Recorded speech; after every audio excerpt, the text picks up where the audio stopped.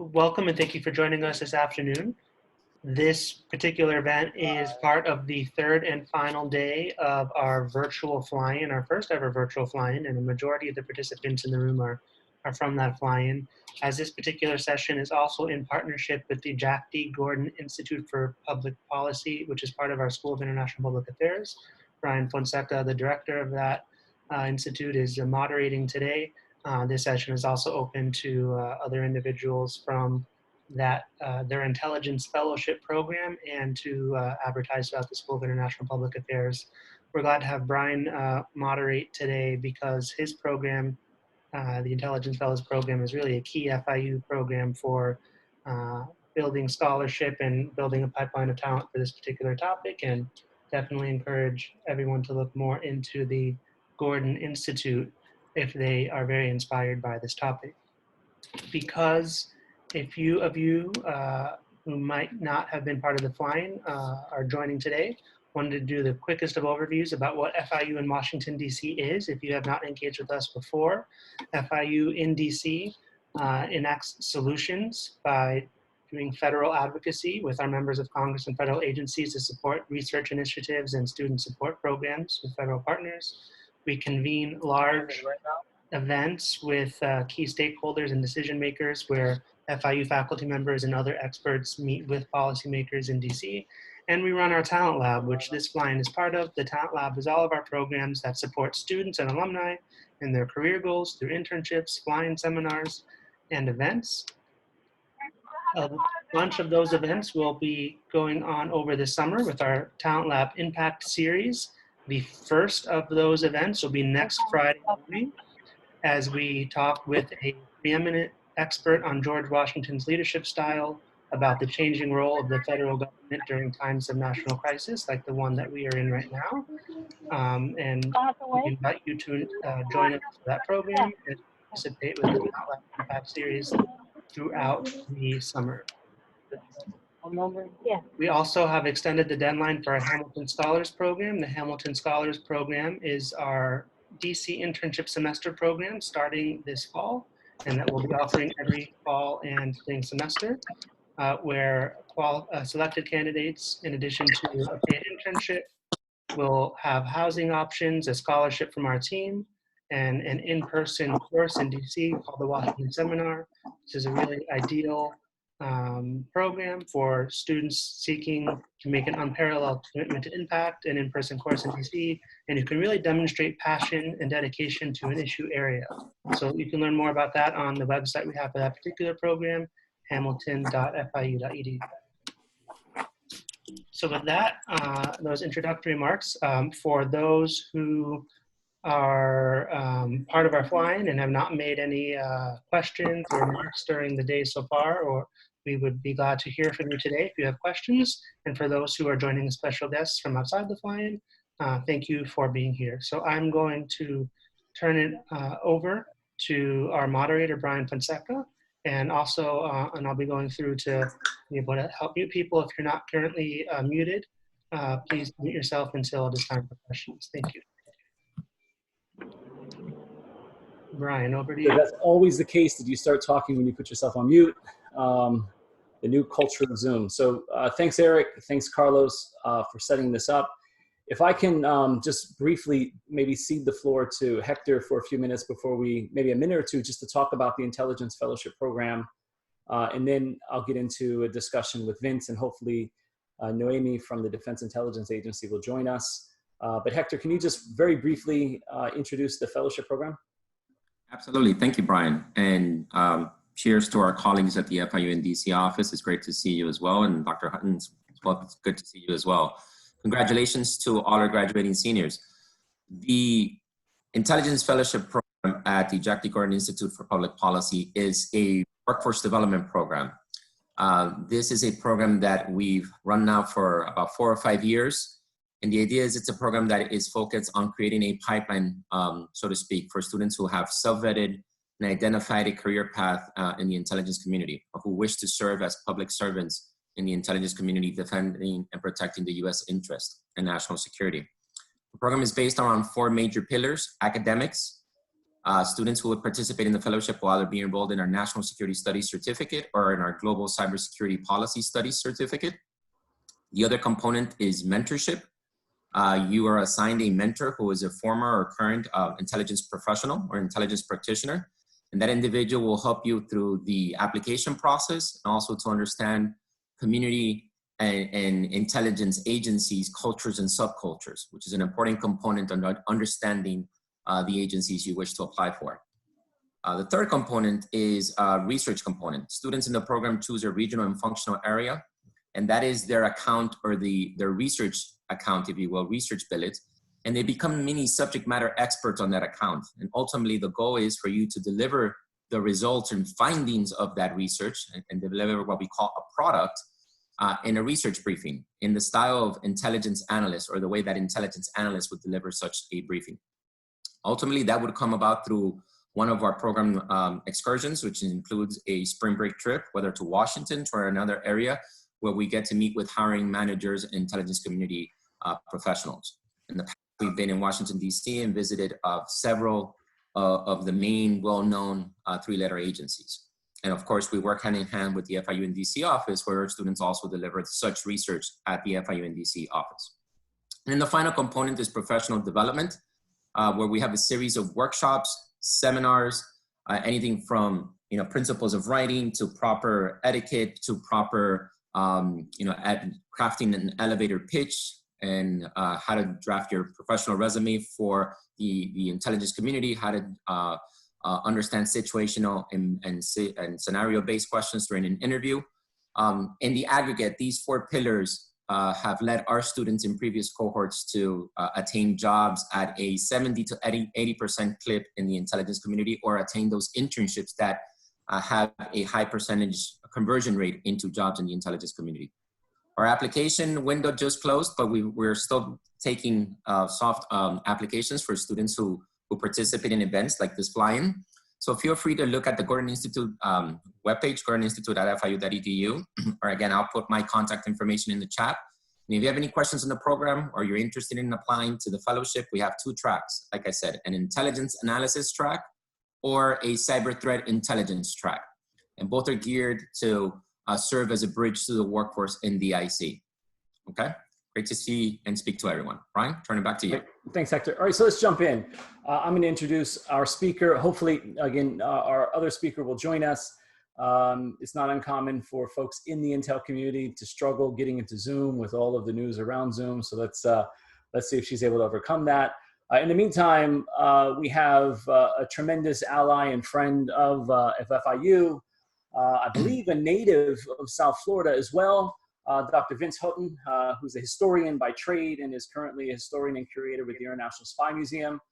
One of the really cool trips that we take as a program every year to run scavenger hunts at the International Spy Museum and sort of just get acquainted a bit with the fascinating world of intelligence.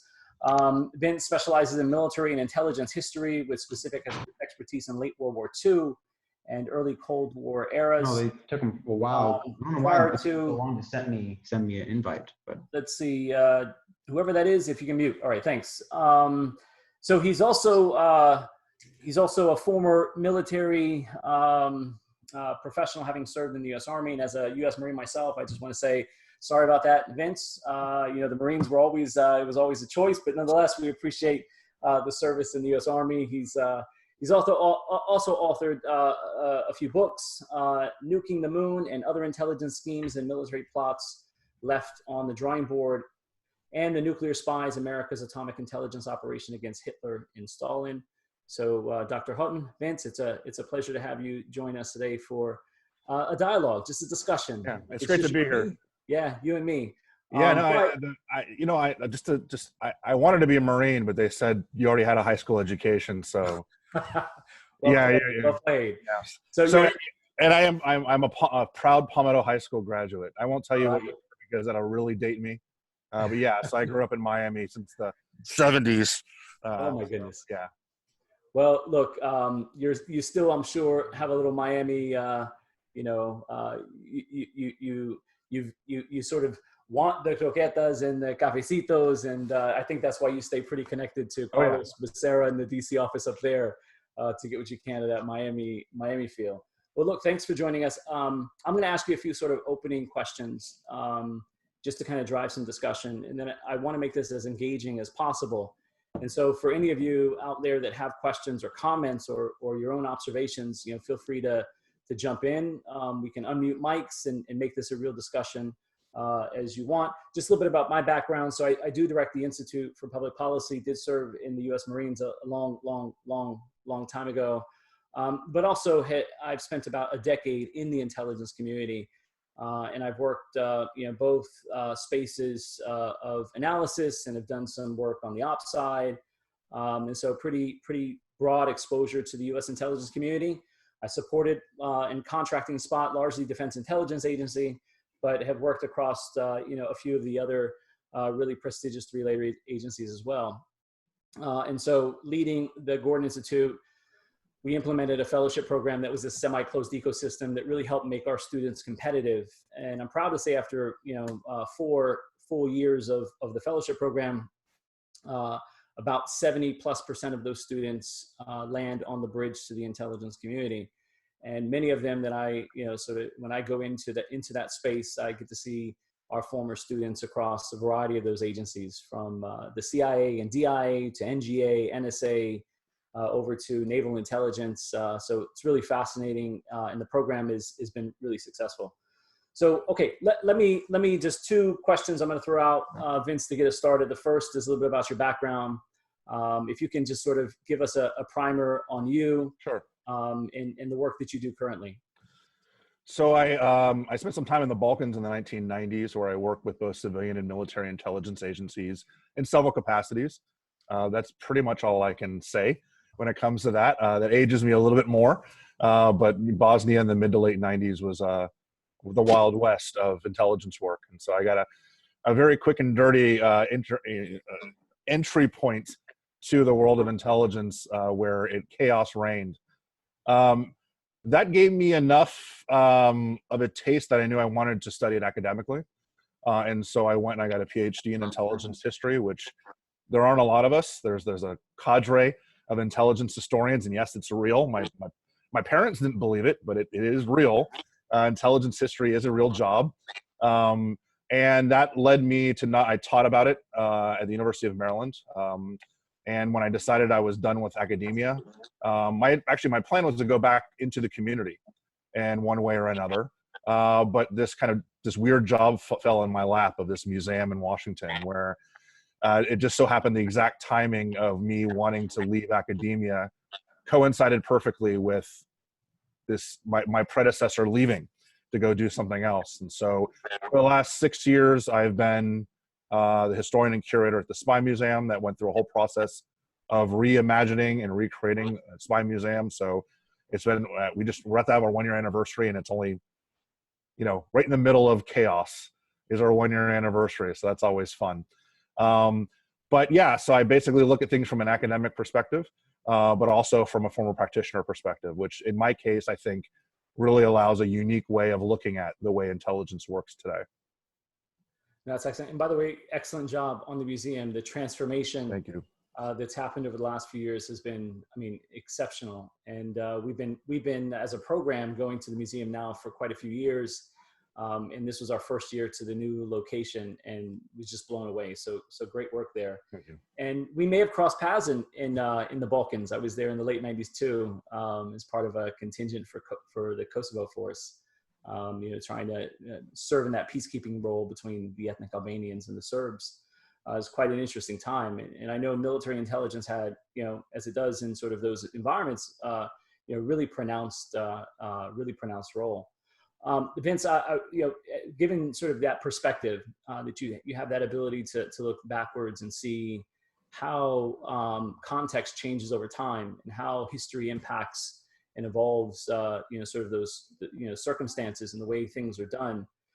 Any observations on sort of how intelligence has evolved? And if you can go back, maybe I think it's fascinating, sort of when we think about the origins of, the contemporary U.S. intelligence environment, sort of post Pearl Harbor, post 1947 National Security Act, and then right up until the evolution of what we now classify as sort of an intelligence community born Right. out of, 9/11, there have been profound changes in the way intel is conducted. What are some of your your more prominent observations in that space? I mean, this takes a little bit of the fun out of things, but it's now become extraordinarily bureaucratic.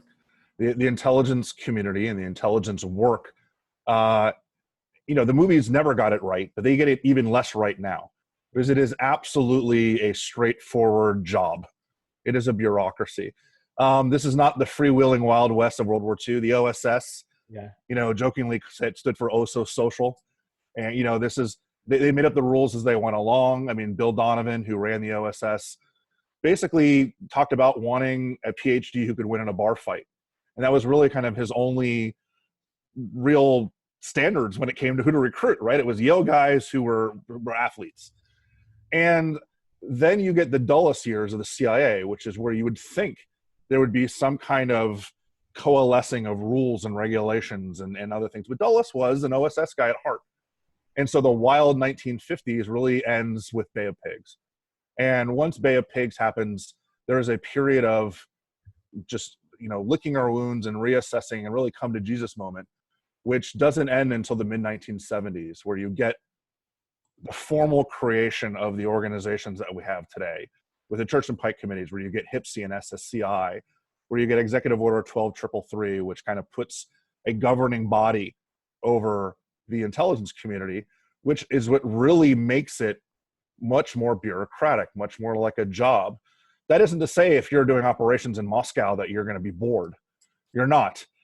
But at the same time, this is now a position where it's become incredibly professionalized, where you have programs like yours. These are unheard of, right? These intelligence studies programs only popped up within the last 10 years or so. That kind of, again, shows this bureaucratic, and the word bureaucracy gets a bad rap. Let's use it without any kind of connotation here. It just needs more organization, right? More, more layers. And that really is what allows for these kinds of programs. So there are pipelines into the community. I mean, the pipeline in the community in the 1940s and 50s was, did you go to Yale or Harvard? Right now you have specialized education. Now you have classes like this where you're going and talking to members of the CIA, or you're hearing from someone like me. That means that the people in the next 10, 15, 20 years who join the American intelligence community are going to be that much more prepared and that much more professional. Now, so that's one aspect of it. The second big thing is where the silos have almost completely been torn down. There's still some obvious, parochialism when it comes to the intelligence. The DIA and the CIA and the NSA still get at each other's nerves. But there's so many people bouncing from agency to agency now, because you become an intelligence professional versus a CIA operations officer. You become an intelligence professional versus an NSA SIGINT officer. And so most people's resumes that you see today have multiple agencies on them. They've experienced counterterrorism with the NCTC, or they've experienced military intelligence with DIA. Then they went on to CIA to do analysis work there. Or they realized they loved IMINT and overhead reconnaissance, so they took a stint at NGA. So the people that do career in one agency, it's less and less today than I've ever seen it before. The guys who are retiring today after 35 years at CIA might be some of the last people we see that have this like full career at one agency. And part of it has to do with, we are much more fluid now. We get bored places. We want to do different kinds of work. We want to challenge ourselves. People only stay in jobs for 6 or 7 years. But part of it has to do with the fact that our talents are needed in lots of different places. Where there is no, yes, the CIA is the premier agency, but it's not the one that gets all the money, and it's not the one that's the biggest anymore. That, of course, is NSA. And it's certainly not the one that's the most secret. That's NRO. So it's not the one that's necessarily doing the most important work. You could find an argument for the Treasury Department, doing terrorist finance, or the Treasury Department doing who to sanction in Russia, or the Coast Guard for Latin America and for SOCOM. So it's a position where you can go into the IC in any job and find some really interesting work. And so those two things, I think, is more bureaucratic and also more fluid, where, you don't necessarily have this, well, don't talk to those guys, it's DIA. It happens in the field or a tactical level sometimes because personalities clash. But the commanders, the directors of these agencies are all working. Look, look at the double directors that we've seen now in the last little while. You got Michael Hayden was the NSA and the CIA director. Bill Webster was the FBI and the CIA director. You have people that are bouncing from place to place. And this that demonstrates the fluidity of what the IC is today. I think that's a great observation. And I've seen it on the inside as well. I mean, that sort of degree of bureaucracy is by design, right? I mean, it's a product of just sort of natural evolution of these types of organizations and sort of provisions that are in place to try to tear down silos, create, better coordination. There's also, your thoughts on sort of movement within the organizations, also really important. So we have something called JDAs, joint duty assignments. So most, if not all, intelligence professionals, after they sort of spend the first few years in their respective organization, they're afforded the opportunity to do a joint duty assignment, which means that they hold their billet, but they move into another organization and bring, sort of whatever, skill sets, unique skill sets or functional expertise to that agency. And so, when I served in sort of a contract position to DIA, I was constantly working with CIA officers that were rotating into the DIA spaces to bring sort of their, one, connections to their agencies into our agency, and two, some of the intel background and sort of functional expertise that they had. And so those joint duty assignments allow for that. And again, I think the spirit of that, by the way, is again to create greater, sort of harmony across organizations, right? And so the idea is, particularly out of the post 9/11 period, where agencies weren't sharing intelligence in seamless way with each other, is largely attributed with maybe missing some signs that were out there to prevent surprise. Remember, intel, and this is how I define it for my students, all intelligence is information, but not all information is intelligence, right? Intelligence is very specific information that serves to do one of two things. One is informed decision-making, right? Whether that's military commanders, members of Congress, or the President of the United States, intelligence is there to inform decisions. And two, prevent surprises. And I'm sure Vince knows sort of the background of the prevent surprises out of Pearl Harbor, sort of aspiring to say, well, we should have seen the signs that it was coming. And so we need greater, whatever that is, collection assets, human assets on the ground, being able to provide information to us so that we can prevent those surprises. Well, out of 9/11, we saw that. Go ahead, sorry. I'm saying there's no better way to piss off an operations officer than by saying, you're not in the intelligence collection business, you're in the information collection business. Because it's the analysts that make it intelligence. That's right? You just go and get data. It's the analysts that actually turn it into something that is actually a warning, that is actually digestible by the decision makers. So I think that the biggest misunderstanding I think most people have, and probably not your students, but most people, is that the intelligence community doesn't make policy decisions. That's right. Right. I mean, and I've been in plenty of talks here in DC, and some of the level of like where I'm dealing with the National Press Club, where they've got reporters and they've got freedom of the press people talking about how the NSA went rogue. This is back during the Snowden period. And my head wanted to explode. And all of it, no, they didn't, right? These agencies don't go rogue. They don't Michael Hayden not just say, you know what, let's just go and take everyone's metadata. No, this is something that came from on high, right? The CIA didn't decide, what would be fun? Let's waterboard people, right? Let's torture some folks. No, this is word that came from on high. And so that's one of the important things where analysts come into play is to create, and this, I say this with all the love for Congress I possibly can. Most members of Congress don't know what the hell they're doing. They don't come to Congress with intelligence. There's 3 or 4 members now that are former CIA. Right. But the other 531 of them are former lawyers or bankers or business people or farmers or whatever. They don't know anything about anything other than their little fiefdom. So getting them to understand policy, getting them to understand what's happening in North Korea or in Venezuela or in Cuba or anywhere else, it takes a certain kind of person that can take that information that comes in and turn it into something digestible.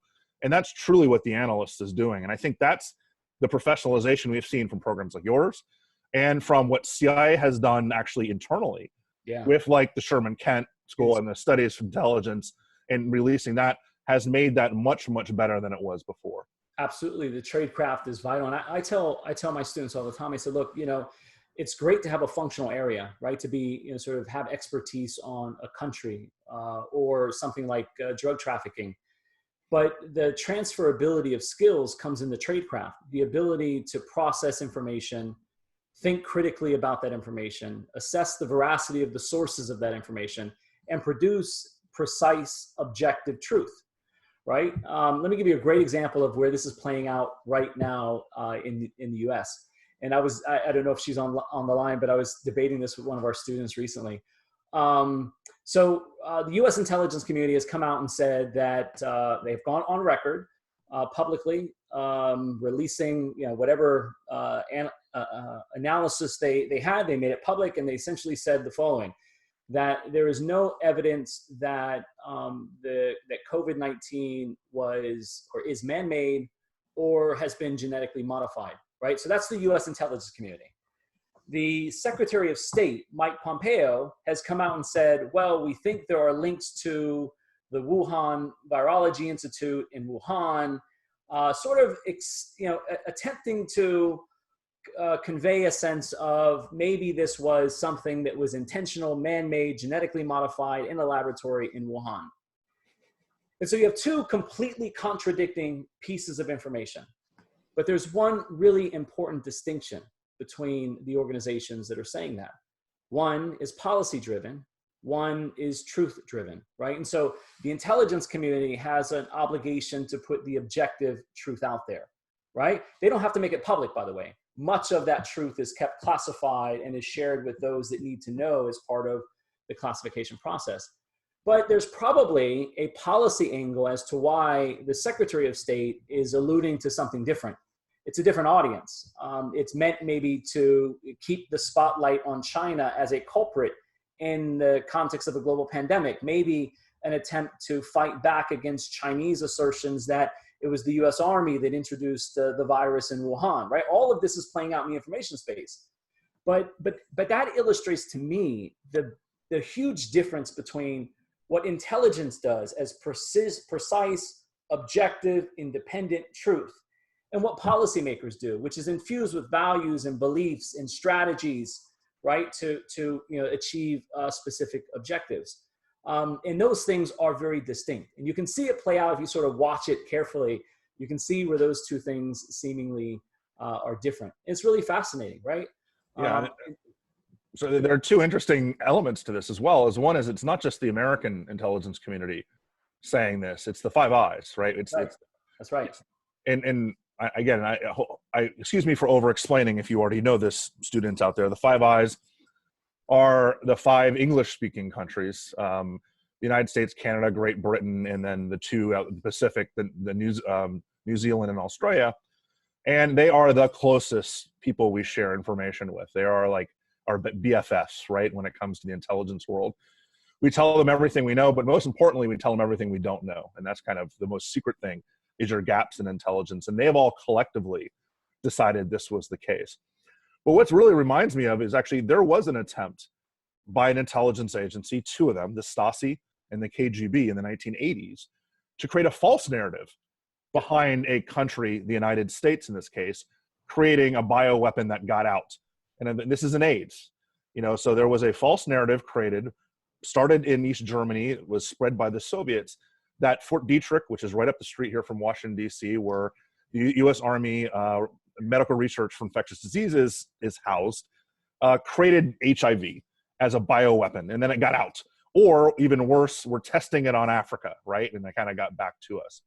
There's still people that believe that today, right? This is one of the most effective, we call active measures of the Cold War period, disinformation. And that's where the politics matter, where the propaganda matters, what people say matters, because it's not just a war of truth. Truth, we might be in the post-truth world as far as, how these countries deal with one another and how the public hears things and everything else. What you can get people to believe is as important at this point. And so kind of there is this propaganda battle between the Chinese and the Americans about who started this and how did it get out? Was it genetically engineered? If it was, the Chinese are really bad at genetically engineering viruses, because despite all the deaths, the coronavirus is horrendous. It's actually a really bad virus. It's very easy to kill, right? You just need to wash your hands for 20 minutes and it's dead. And it doesn't necessarily spread all that fast. And so, for the intelligence community, they can go back and they can look at previous attempts at bioweapons development. Like, again, at Fort Detrick, where they have these for bioweapons defense, and they look at things like the bubonic plague, Ebola, anthrax. In this case, the rate of spread is in like 70%. And it's not like a 1 or 2% fatality. It's like a 90% fatality. And you can't kill it with ivory, soap and water, right? You need like a full decontamination system. And so a lot of the reason, that's how they're coming to these conclusions, right? They're saying, look, the Chinese have really good scientists. If they built a bioweapon and this is it, it would not look like this. It would not look like the souped up flu, which is essentially what it is. Yeah, and the point that we're in a information space that is being saturated with narratives, right? Misinformation, disinformation, propaganda. I published a bit on sort of this thread and talking about the difference, particularly as it relates to Russia and Russian information operations.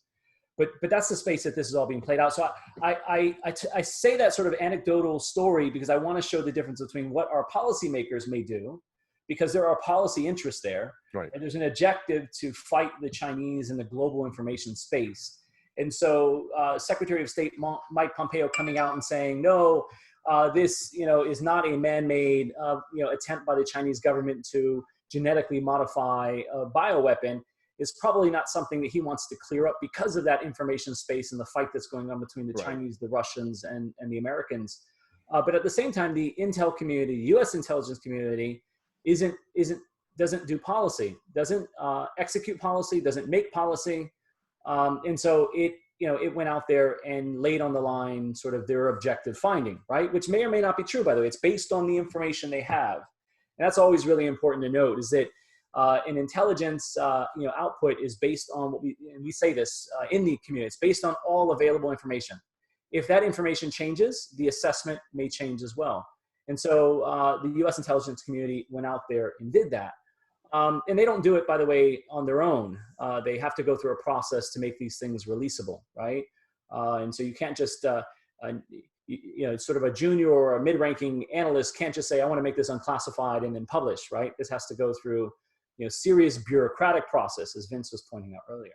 So, okay, going back to sort of that initial thread, I think Vince talked about, sort of the deepening of bureaucracy. Right, and I think with that comes sort of the expansion of intelligence oversight to ensure there are proper rules in place that the intelligence community is required to adhere to. Perfect example, sort of anecdotal story from my past is when I worked in the IC, I was in charge of a team that included social media analytics. And at the time, social media was just kind of blowing up. And the intelligence community said, look at all of this publicly available information. How do we use it? And I remember our first fight, by the way, was with the lawyers. And why? Well, because there was no way of guaranteeing that the social media that we were collecting did not include US persons. And the Defense Intelligence Agency cannot collect intelligence against US persons. It's part of intelligence oversight. You have to go through courts in order to enable that. You've heard about those courts popping up in the news quite a bit lately. But that was a serious barrier. So, part of what was concluded at the time, and it was public, was that you can monitor those social media platforms for information. And what type of information might you gain from that? Well, you might gain that a protest like Benghazi is manifesting outside of an embassy somewhere else, and that it's building some speed and momentum in the social media spaces. You might find influencers that are propagating attacks or trying to incentivize lone wolf attacks in certain areas. And so that social media has been very vital. I'll give you another example. We managed to use social media to get in front of cholera in a foreign country because there was an aggregate of symptoms that were popping up in different social media spheres that in the aggregate sort of tipped off that maybe this was an outbreak of cholera that was happening.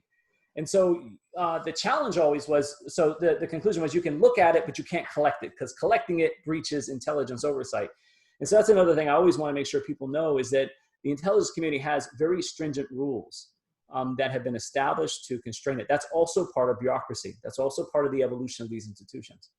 So Vince, coming back to that question, what other types of sort of tectonic shifts are you seeing in the intelligence space? Well, I refuse to say cyber, and we can talk about this just because I don't think it's not a true paradigm shift. You can ask me if you want to about that, but I mean, I think that my background is science and technology when it comes to intelligence, and I think that's one of the things that we're starting to see more of, and that's not science and technology being used to do intelligence collection, because that's been true for the last several decades. But I think it's an understanding that science and technology need to be a very highly placed target of intelligence. And, you know, we don't need a pandemic to tell us this, but we have one. So great, let's use it. The idea is we need to be paying attention to what is happening in like very regional or remote places in China, because it might have global impact. We need to be paying attention to what North Korea is up to when it comes to their, at this point, delivery systems for their nuclear weapons, which they clearly have. You know, if we had been paying closer attention beforehand, we may have slowed that process down. I mean, the argument about Iran is one a great example is if we had been taking the time I think we should have been to make our scientific and technological intelligence better over the last several decades, there wouldn't be a debate about how close Iran is to building a nuclear weapon. It would be very straightforward, right? We would know the answer. Now, that doesn't mean politics would go away, like you talked about, right? There would still be people who are Iran haters. There'd be still people who are saying we can trust them and back and forth, but at least there would be a definitive answer. And the problem you run into today, and the reason that the Iran deal was so easy to kind of sweep aside, was that even members of the intelligence community are like, hey, we're not 100% sure how close they are to reaching that breakout period. Well, we should be, right? You know, that's something that we've had enough practice over the last 50 years to get good at that. But the realization, I think, and the reason science and technology need to be so much more of a kind of a forefront target for us is because how fast things are moving today, right? We want to talk about strategic warning, right? You know, that is the whole purpose of an intelligence community. Well, in most cases for Pearl Harbor, we had years, if not longer, to kind of see how the Japanese empire was evolving, how the Japanese Navy was building, how tensions were growing between the United States and Japan in the Pacific. Everyone knew those are the two big kids on the block that eventually fight. That was not something that came out of the blue. We had years to figure out Al-Qaeda was planning on doing something bad in the United States. The Al-Qaeda watchers at CIA started in the mid-90s, focusing on what bin Laden and Al-Qaeda was doing. They realized after the fact that Al-Qaeda was in Somalia and bin Laden was in Somalia. Certainly by 98, when the two embassy bombings took place, we saw the writing on the wall. Nowadays, you can have something not even created yet. You can have something theoretically kind of languishing in a scientific laboratory, but could be in production or could be used against us within weeks. And that's how fast things are moving. And I don't mean just like in the cyber realm. I mean biological, chemical weapons. I mean looking at things like AI, looking at things that really could potentially determine the future, whether it's, you know, cybernetics or hypersonic weapons, or looking at salted atomic weapons, you know, the old neutron bomb story, where all of a sudden one country gets an advantage over the others. And it's not us, right? We've kind of enjoyed being the country that gets an advantage over others, right? We essentially invented the internet, we invented atomic bombs, we're moving ahead. But what happens if it's the Chinese or the Russians or someone else that invents that, you know, world-changing revolutionary technology? That needs to be at the forefront of what we're paying attention to. And the good news is there is that shift taking place. I just think it's going a little too slow. I think it's a good point. And maybe I'll press you a little bit on cyber and maybe not so much cybersecurity, but certainly cyberspace is changing, I think, the landscape in interesting ways. Maybe with respect to degrees, is it tectonic shift? Is it philosophical shift? I don't know. I'll cite, so Josh Kerbel, who's at DIA, is sort of the senior methodologist at DIA.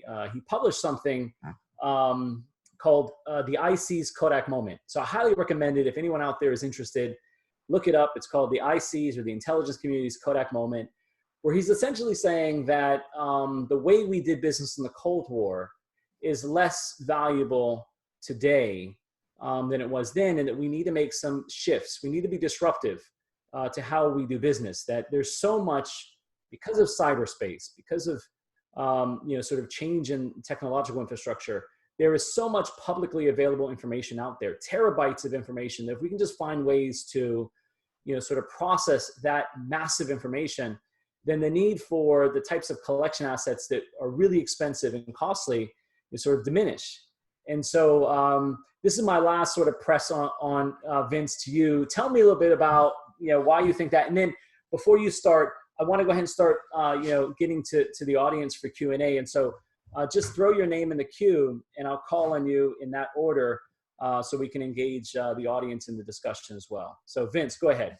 Look, technological change is there's two types of technological change. There's evolutionary change and revolutionary change, right? And it's pretty easy to understand the difference.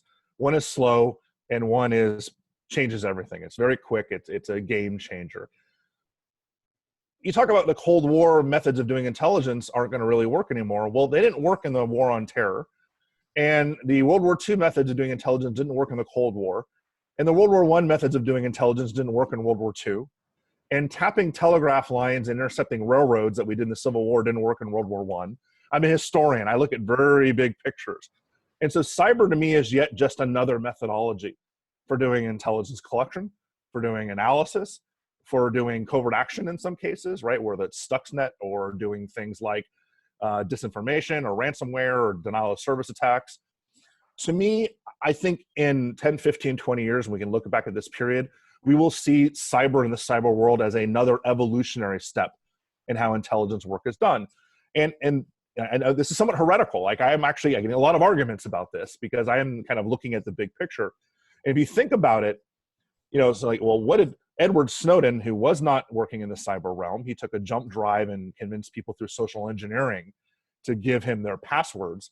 You can say, well, computers and everything, he was able to steal millions of documents on a little thumb drive. That's revolutionary. I go, well, the fact that we had Minox cameras in the 1950s would have seemed revolutionary to someone in the 1850s when they're handwriting documents that they wanted to steal. Again, it's just technology. It's changes in technology. So to me, I don't see that it's changed the way we've done business, right? We're still stealing information. We're analyzing the information. We're passing that along to policymakers. How we're doing that is one of the key differences. And what's fun is the DNC, the Democratic National Committee, right? So they've been in the news lately, certainly in 2016. And in their basement, they have two cool things. And one of them is an old filing cabinet. It's an old filing cabinet that was in the Watergate Hotel in 1972. And its locks are broken off because some former CIA members broke into it in 1972 at the behest of probably Richard Nixon. Next to it is the server that was hacked in 2016. The exact same thing happened in both cases. The only thing that was different was the technology that was used. In one case, they went and stole physical files and kind of stuck it in briefcases and walked out the door. In the other cases, they hacked in and stole information and emails and other things like that. But the same operation, just using different technology. So again, I don't see it as this big paradigm shift. I know a lot of people want to, because that's where the jobs are, and that's kind of how we want to think that we're living in this world that is so different from everybody else. I think we're really just now embracing new technology that allows us to evolve in the same way that those looking at overhead reconnaissance in the 1960s were like, oh my God, we can take a satellite and take a picture inside the Soviet Union. Or those people in World War I go, wow, we can listen into their radio conversations. We know exactly where the army is going. Or going back to the beginning of time, right? So that's where, again, I'm heretical in this, but that's where my position is on cyber. All right, I get that. I think what I'm hearing is the business is still the same, but the way we do business is changing. Right, and that's how it always is, right? The way we do business constantly changes over time. That's fair. I had a colleague from the FBI, and whenever I'd have him at the university, he'd start out the same way. He said, look, back when I started in the FBI, if you wanted to steal something from the FBI, you had to break into the headquarters building. Then you had to find the room that had the file, and you had to break into the room that had the file. Then you had to find the file cabinet and break into the file cabinet, and then break into the file. And that was a very different process than how you break into files today. With all due respect, your friend was full of it, because the biggest break-in of the FBI was happened. Media, Pennsylvania, right? A small little FBI office where COINTELPRO was released to the universe, right? So it was literally people that didn't know how to burgle. I know. He was focused on the J. Edgar Hoover building. Yes, I understand that, but when you actually disperse information to your field offices, that's again, it's impossible to protect information. I don't care if it's 1715 or 2015. You're still going to find yourself in a position where if you write it down, it's vulnerable. If you communicate it to someone, it's vulnerable, right? And that's really kind of the world that we're in. And maybe the future, you don't have to write it down or communicate it. We're going to be able to pull it anyhow, right? So the way technology is marching. Well, that's what, I mean, the NSA is working on quantum encryption programs, and the idea of actually sending, not to get too wonky, sending information from point A to point B without it traveling between point A and point B, because that's where the interception takes place. Right, that's right. Yeah. No. So I want to welcome Noemi, who's joined us, and I'm going to throw a question out to Noemi. And then I see several questions in the chat box. And so what I'll do is I'll start bringing those questions in. I will shut up and I will ask Vince and Noemi to respond to the questions. But before we do that, let me introduce Noemi, who is a longtime friend of FIU, a champion for our programs, and have certainly helped us, move a lot of our folks into the U.S. intelligence community. She served as the chief of the Intelligence Community Centers for Academic Excellence. She was in charge of the Pat Robertson's Intelligence Scholars Program, as well as the National Security Intelligence Simulation Summer Seminars that were produced via the Intel Community Center for Academic Excellence. Previously, she served as the Deputy Chief for Talent Acquisition Division, the Talent Acquisition Division at Defense Intelligence Agency, and has tremendous experience in the human capital space. Like Vince, unfortunately, she also served in the U.S. Army, where I'm just kidding, Noemi, please don't beat me up. But she received numerous civilian and military awards. And so, Noemi, I know you're there. If your mic's unmuted, can you give us sort of a primer on just sort of briefly on your background, but also maybe talk a little bit about how young professionals can position themselves to be competitive for positions in the U.S. intelligence community?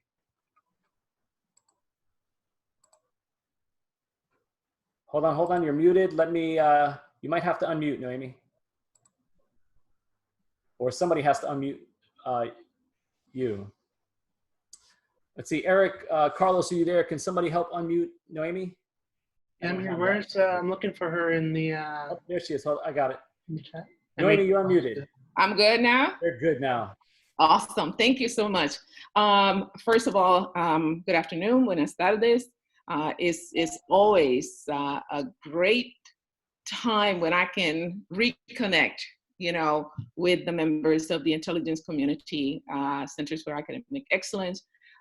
You're very fond to me and very fond to my heart. And I, even though the program has now transferred to the Office of the Director for National Intelligence, which is the original owner, I still miss the intent and having my hands into what this program is all about. It's all about you. It's all about creating the next generation of intelligence officers. Very quickly, just a few things that were highlighted. I am preparing in 60 more days. I will be hanging my hat. It's been 39 years of government service. And so probably many of you were not even born when I first put my boots on back in 1980. And so when I hear the Cold War, I lived in Germany for 9 years. I remember using Etch-a-Sketch, in some areas because we were not sure that they were secure. I mean, that sounds funny, but it was necessary, right? Spending time in talent acquisition has been a great opportunity because one of the things that I have to do was to work with the selecting officials, work with the staffers, was also in charge of what we call the Central Processing Center, which is where you would go through when you get selected. And I'm putting that out there because I believe that you all, especially FIU is my flagship for the intelligence, for the ICCAE. Every student that comes out of FIU brings something into the agency. I remember the chief of staff, Mr. Sawyer, was engaged about 2 years ago. I mean, he's still engaged, but he was like, how do they know that? And I would give him thumbs up. I was gonna say that. Brian and David and the entire staff already equipping the young men and women, you know, to bring that to the table. So you're not coming with an empty bag. You have a toolbox. Your toolbox may not be this big, but it's a good and substantial toolbox, not a tool bag, but toolbox. So sometimes some people use tool bags. Okay, so I'm gonna go to the question. What are some of the things that you need to obtain in order to come into the intelligence community? Well, that depends by agency, right? But one of the things that I can tell you, at least the foundation that they look for, is your ability to write, right? And communicate orally, your ability to do research, your ability to work in a multicultural environment, right? So those are the foundations of this tool called DIC. Of course, you know, to sharpen your skills consistently. If you know you want to go to CIA, then know that language and regional expertise, your ability to think critically and analytically, those are things that they look for as well. But that applies pretty much across the entire intelligence community. When you're preparing your resume, make sure that you have the right information there. Don't make up things that, you know, that are not true. You don't want to do that, especially because of the environment in which you're coming in. And one of the things that I say to the students all the time, we don't care how good of a linguist you are. We don't care how good of an analyst you can be. What you have to make sure is that every 5 years you are able to meet the conditions of employment. So it's not only what you do, right, your trade craft, but it's also who you are as an individual. So be mindful of what you know, post on Facebook, on Instagram, on Snapchat, on, you know, make sure that you're not downloading things that you're not supposed to be downloading. Make sure that the pictures that you're posting, you know, are proper, appropriate. And then let's talk about your resume. Your resume needs to showcase your abilities, your knowledge, skills, and abilities, right? Whether they are paid or they are volunteering type of work, right? Tell me what you did, how you did it, and what was the impact, right?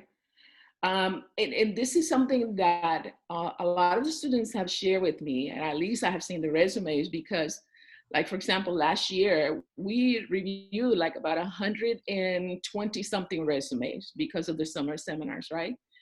Because one of the things that we did was to bring the students into the summer seminars and then open the opportunity for all the intelligence agencies to come and have that one-on-one. It was very private because it was only for the students who were there.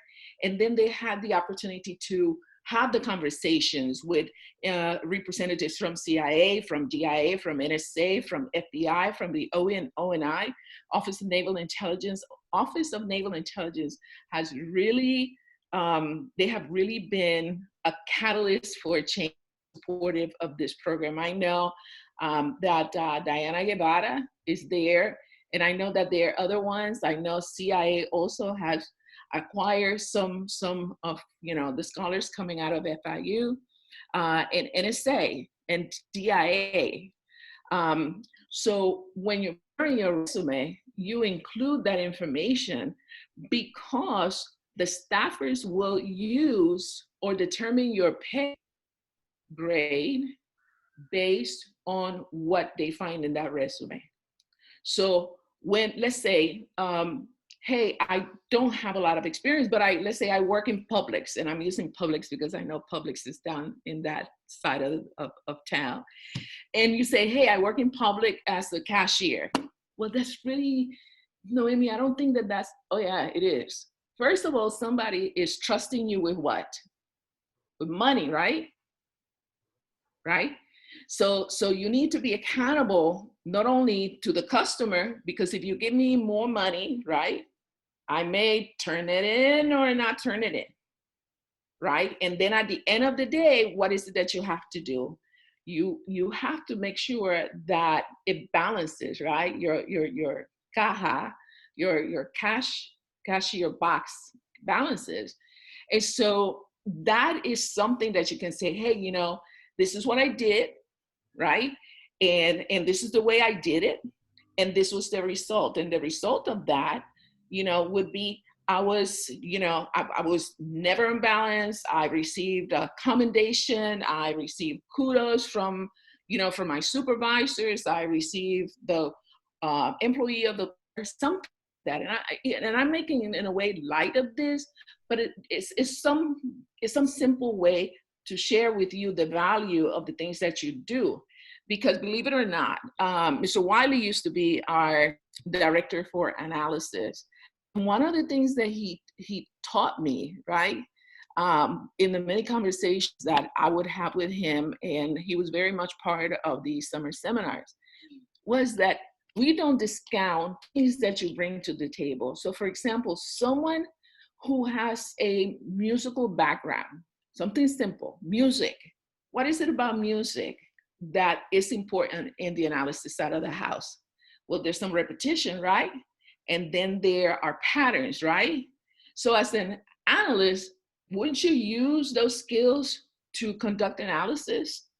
I know I certainly do. And I will tell you, I don't know how to read music, but my ears are very fine-tuned to that. There's something that I used to tell my team all the time. I said, I don't need you to be perfect, but I need for you to be agile, creative, and resourceful. And I know that Brian and both Brian and Hector, I'm thinking of my husband because his name is David, Hector and the rest of the team have heard me say this before. I need for you to be agile, creative, and resourceful, because there are going to be times where we may not have enough resources. And your critical thinking and ability to say to your supervisor, and I will tell you, as supervisor, as a division chief, as a team chief, as a branch chief, the best thing that I could get from any of my employees was, hey boss, how can I help you today? Right? So if we know that as a team we have a challenge, then how do you play a role in making sure that that challenge is addressed? I want to share something very quickly with you, because we have been, this week has been, we have been celebrating coaching, the coaching week, or the coaching month. And one of the things that we were talking about a couple of days ago when we were having a conference is something called the horizon. I mean, let me pull it here very quickly. Please allow me a moment, because it was important, especially with what we had gone, the changes that we have had to make during this COVID-19, right? And so we were discussing the 3 horizon frameworks, right? And the first one is business as usual. And what we have learned is we are not doing business as usual, right?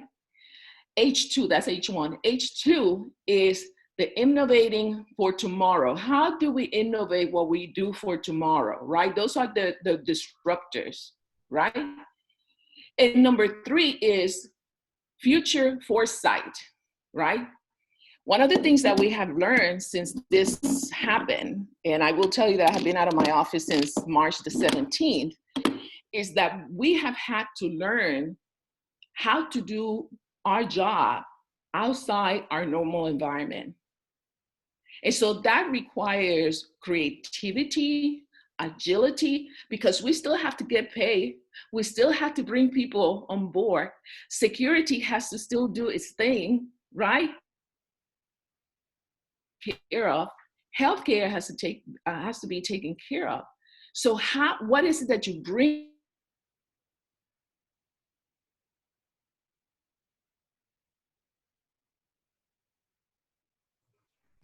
Noemi, freeze there.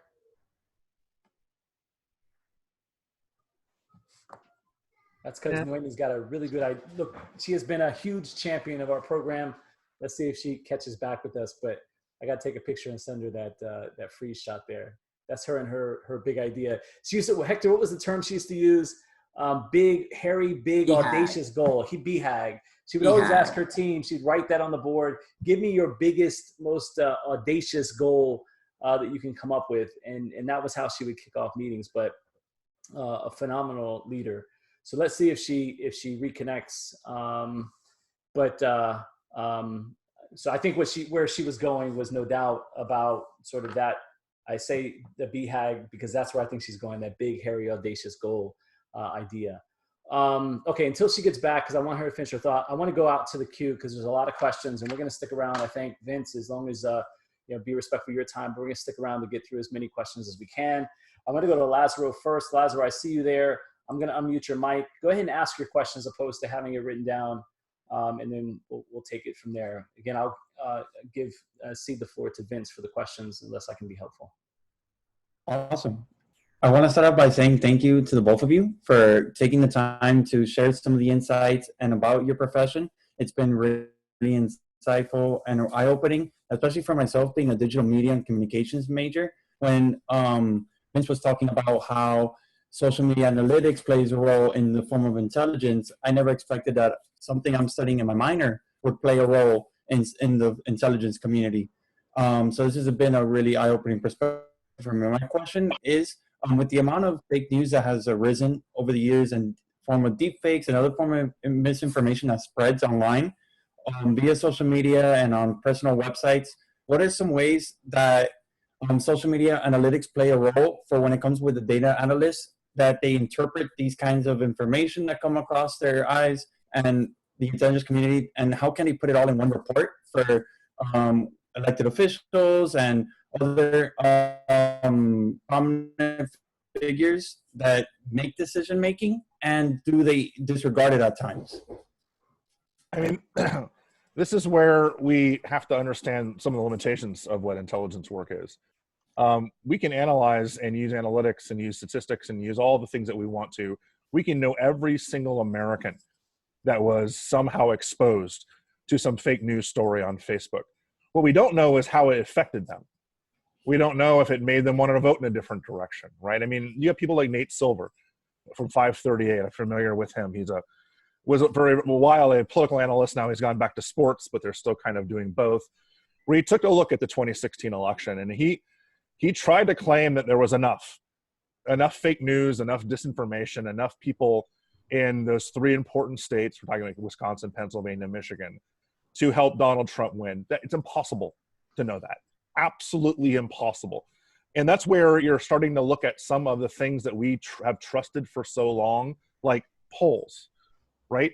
Polling is something that we counted on for quite some time. I mean, that's how Nate Silver, I think it was in 2008, predicted like 49 out of 50 states because polling people were being honest. Well, we found out that people were being dishonest with polling in 2016. People were too embarrassed to say they were going to vote for Donald Trump. So they told you they were going to vote for Hillary Clinton when in fact they went off and voted for Donald Trump. So we can do only so much. Yes, the data, the hard numbers we can get those, right? We're very good at getting hard numbers, right? The analysis side of things is where kind of the voodoo comes into play. And that's where I was talking to Brian, I'm saying intelligence collects information. It's the analyst and how good the analyst is and how the analyst is determining the world from their own perspective. Now good intelligence analysts are supposed to push aside their own cognitive biases. Right. We're human, right? We're going to come at it from a very particular perspective. And even if we're thinking about make sure there's no confirmation bias or make sure you're not mirror imaging or doing all these other things, we're still people. And we're people that, come up with some of these conclusions where we're going to do the best that we can with what we have. And so the long and the short answer is, just like what the NSA is dealing with every single day, there's nothing they can't collect. Mm-hmm. It's can you actually figure out what it means? Mm-hmm. And that's the trick that you're going to run into in this scenario is, again, I'm sure that several intelligence agencies know, and Facebook itself knows who saw what videos in 2016. They were able to go and say, this person saw this, well, this person in Michigan saw this Pizzagate video, or this person in Wisconsin saw this video about Hillary being the devil. And this person in, Pennsylvania saw this video about Vince Foster being murdered by the Clintons. But did they believe it? Did it cause them to go, oh, I'm not going to vote for her? Or did they go out and tell other people about it? Or, so we can't get inside people's heads. There's no way I don't care how good intelligence community is, you can't, and we try, right? There's a whole aspect of intelligence called leadership analysis, where the whole purpose is to psychoanalyze leaders around the world and get inside their heads. But it's still best guess. It's still like, look, God help the poor guy at CIA who's a leadership analyst for Kim Jong-un, right? It's got to be the most frustrating job in the world, or the most fun, because no one expects you to get it, right? No one's going to hold you to anything you say.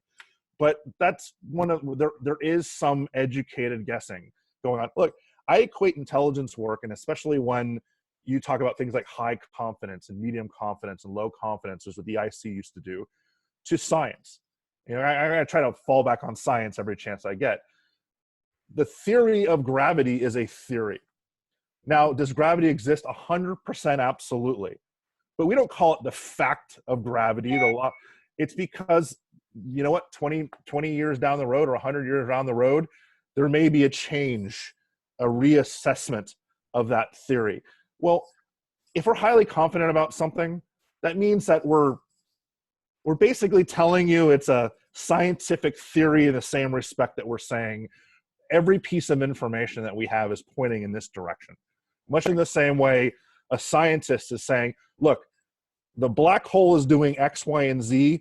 Maybe it's not, or maybe it's doing 10 other things, but the most information we have right now tells us that this is exactly what this is doing. So there is, I don't want to use the word guess because that's not what we're doing.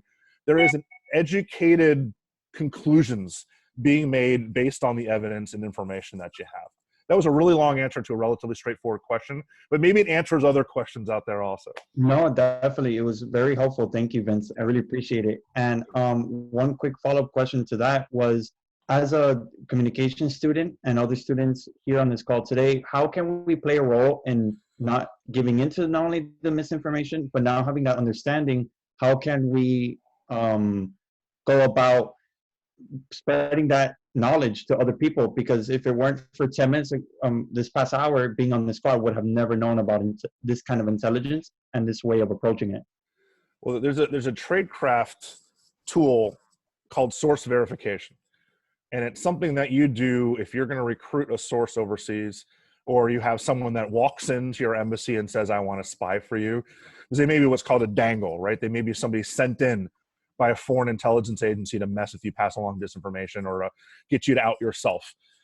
Well, source verification, we do it in the field all the time. You got to make sure who the person says they are is who they are. You got to make sure that they're not working for another agency. Whenever you see a piece of information that sounds too good to be true online, or you're told something where you're like, well, that seems strange, verify your sources, right? It's always, let's not be lazy anymore, right? The Pizzagate story was propagated because people were lazy. Right. It takes 10 seconds to debunk that story. There's no child sex ring in the basement of Comet Ping Pong. You know why? There's no basement in Comet Ping Pong. 10 seconds, I debunked the story, right? It's one of these things that people just read it and they took it at face value. We have to do that with every source we see. Look, academics do that all the time, right? It's called peer review, right? We put out our studies, we put out our history, we put out our science and say, tear this to shreds. The intelligence community does that all the time. It's called red teaming. Yeah. They say, poke holes in this, right? Take it apart, find reasons I shouldn't believe this. We need to do that as consumers of information. I mean, this is great training for that too, as being a citizen of America. Mm-hmm. We need to consume information with a very skeptical mind, even if it's CNN, even if it's MSNBC or Fox News, because as we now know, there's bents everywhere. There's people who are kind of paid to be rabble-rousers on these shows. Look for secondary sources, tertiary sources. Look for things to back it up. That's how we don't fall for this. I know, and that's, again, it's harder to do. It's easier just to sit and retweet something and be like, oh my God, that's a crazy story.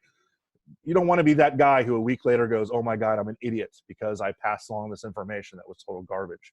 So yeah, the answer is don't be lazy. Awesome. Thank you. Yeah. Good answer. Noemi's back. I'm going to bring Noemi back in to the questions. I will add one thing to what Vince said. When I think about intelligence and the way he framed it, sort of there are really two types on the analysis side. You have assessments and you have estimates. Think of assessments as, so think of them both as puzzles, right? Assessments, you have all the pieces of the puzzle. You just need to figure out how to put it together, right? And that's the sources. That's the making sure that you're assessing the veracity of your sources, coming up with confident statements, right? But assessments are puzzles in which you have all the pieces and you're putting them together. Then there are puzzles in which you don't have all the pieces, and those are estimates. Those are where you have to use your own intuition and experience in terms of trying to fill out the rest of that puzzle and estimating what you think that puzzle will look like if it was fully put together.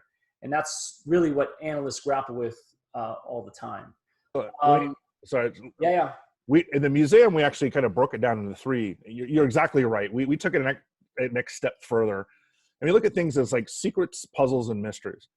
And so a secret is a piece of information we don't have, that if we get that piece of information, we've got essentially a full picture, right? A secret could be as simple as, what is their new weapon system? What is it made of? How good is it? Then a puzzle is where there's an answer, but you don't know how many pieces you're missing. You don't know how many pieces make up the full puzzle. You don't necessarily know what the puzzle looks like. That could be like, where is Osama bin Laden, right? In that case, we don't even know if he's still alive. We assume he's still alive. He could be somewhere in hiding. He might be somewhere else, but there is an answer, right? Osama bin Laden is somewhere. He didn't vaporize off the face of the planet. And then the mystery is really that estimate side.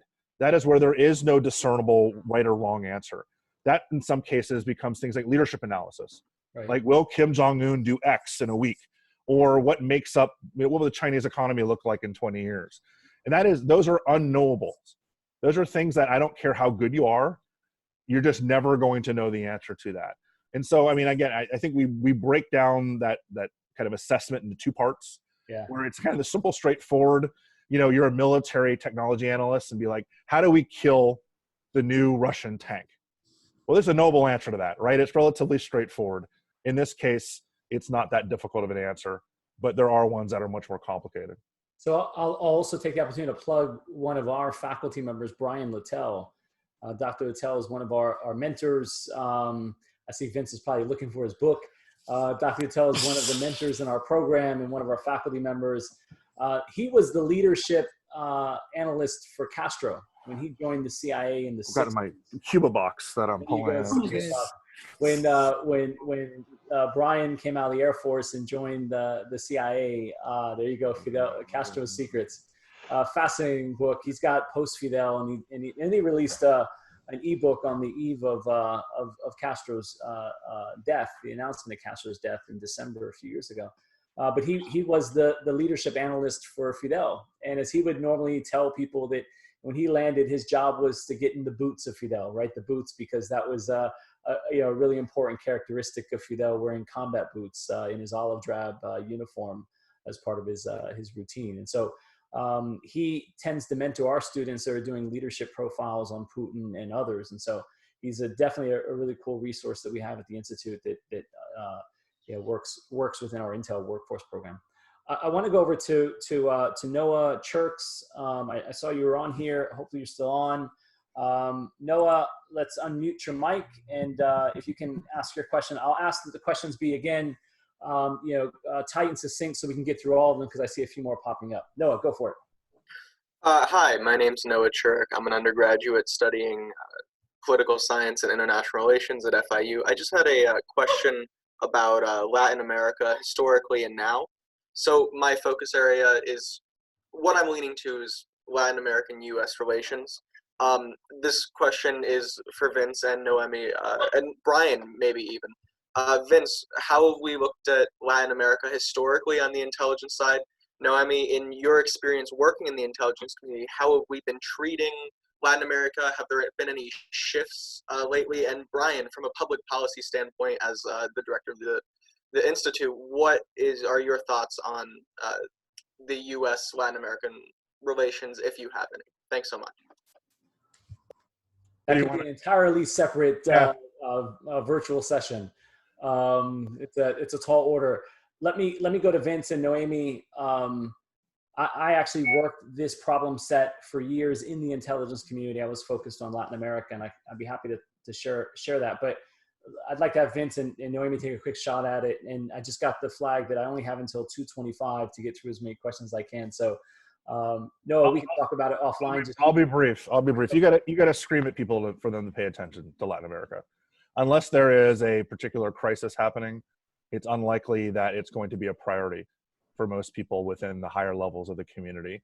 It's traditionally something people pay attention to when there is a Cuban Missile Crisis, or when there is something going on in Venezuela, or FARC is blowing stuff up in Colombia.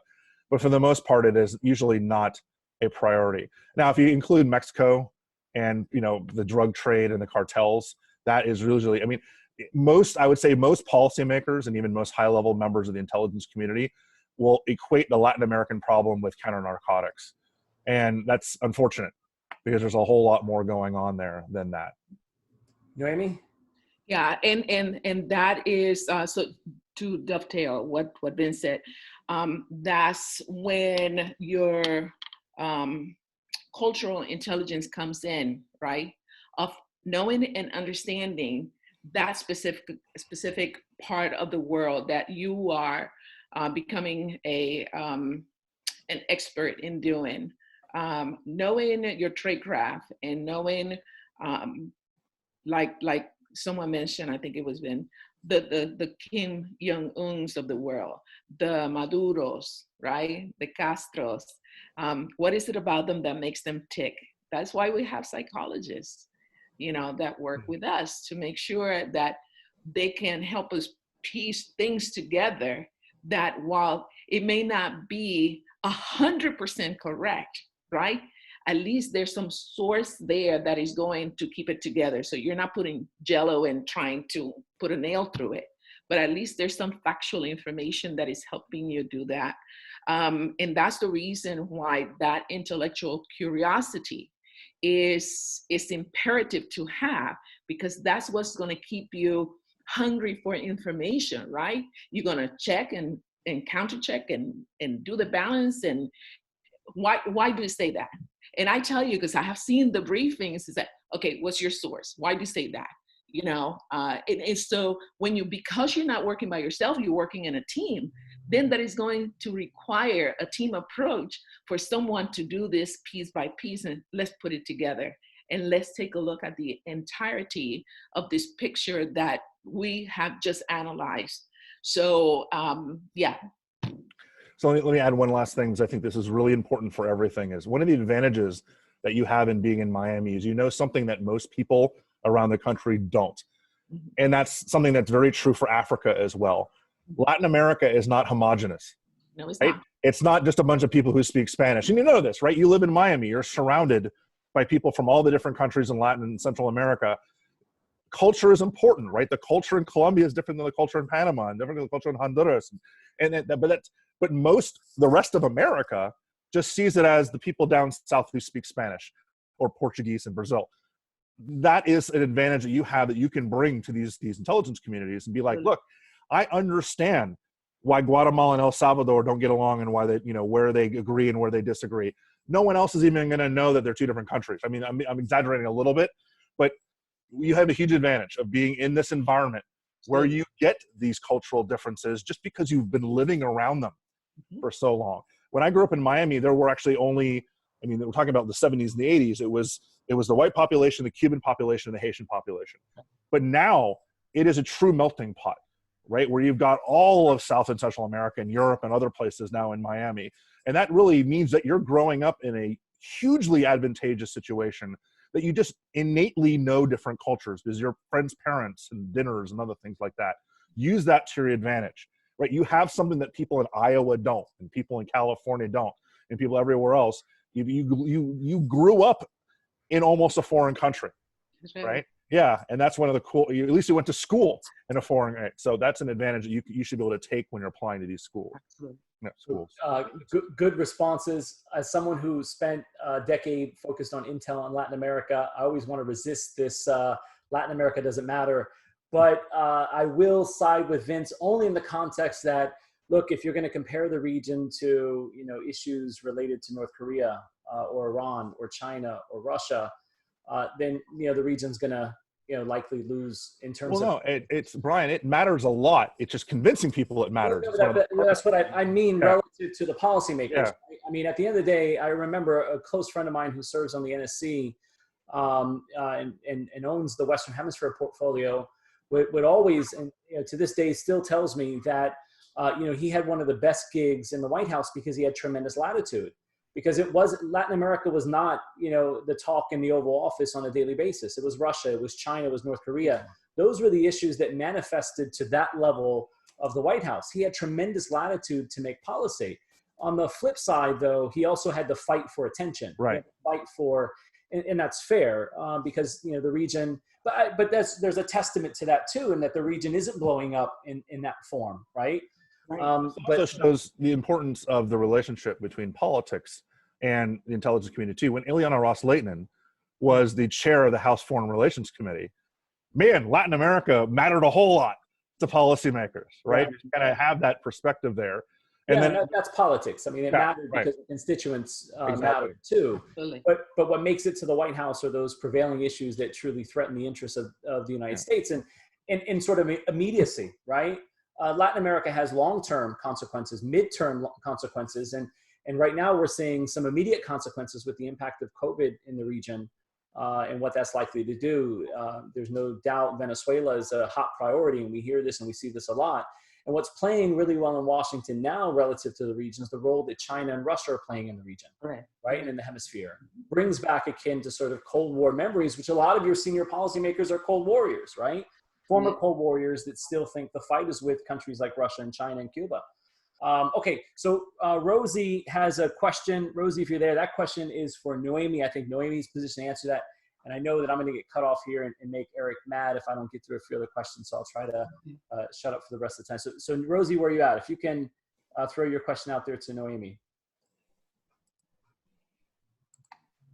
Hi, thank you. My question was, we're talking about some of the similarities and differences between the different intelligence agencies. And so I just wanted to know what the less obvious ones are, and what experiences and perspectives an intelligence professional from CIA might bring to the Defense Intelligence Agency and vice versa. And those are two random agencies that I picked. Sure. So no, it's because those are the ones that most people, right? There's the big six, you know, and CIA, DIA, FBI, NSA, and I think it's NRO, the other one, you know, that people ask a lot about. I'm going to give you a very succinct answer. Go to intelligencecareers.gov, and I'm going to put it in here. Careers.gov. And the reason why I'm sending you there is because the intelligence community has created this website where you can go there and you can click, and then you can go ahead and take a look at the opportunities that are there, whether it is for employment or for internship opportunities. And it gives you an explanation of what each agency is looking for. But like I said at the beginning, there are core knowledge, skills, and abilities that they all require, right? Your ability, again, to write. I will tell you this very quickly. If you come and you apply for an internship opportunity or for a job opportunity at DIA as an analyst, you will have a writing test. And you will be surprised how many people do not pass that. If you do not pass the writing test, you will not be interviewed, right? So writing skills are essential. Everybody requires that. Your ability to speak, to brief, right?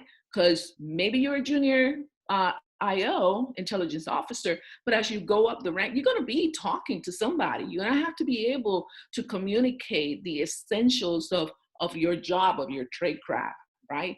And that's one of the things that pretty much all of them, and critical thinking and your research ability, right?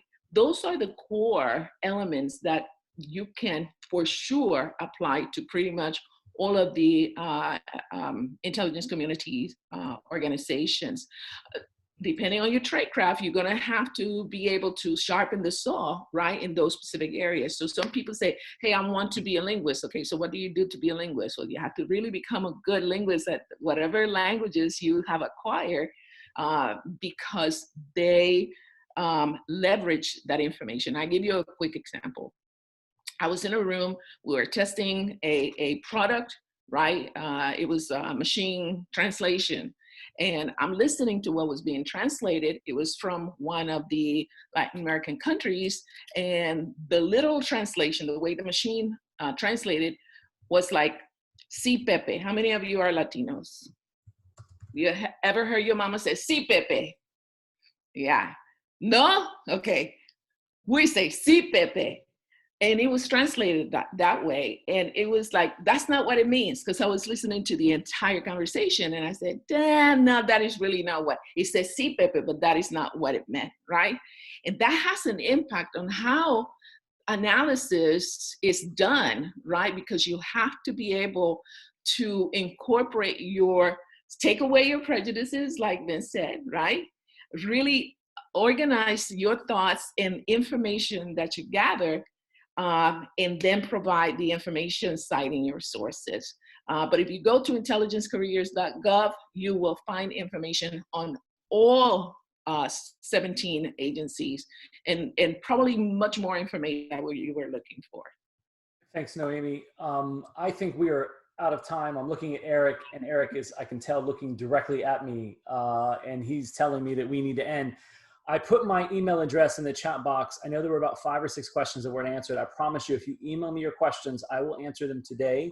And if those questions are for Vince or Noemi, I can engage them via email as well and make sure that we get an answer to you. I don't want your question to go unanswered, but I apologize for taking this over.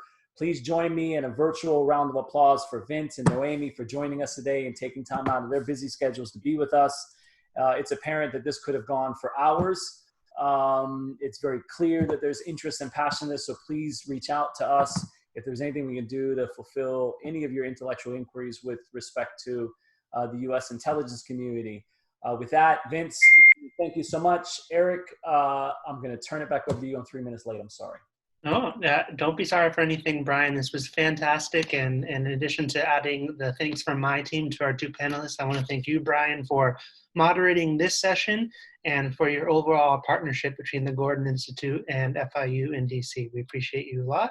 And so for those in the room who are part of our virtual fly-in, we will see you next door in just a minute for our next session. Thank you all. Thanks, everyone. Thank you. Take care. Bye-bye.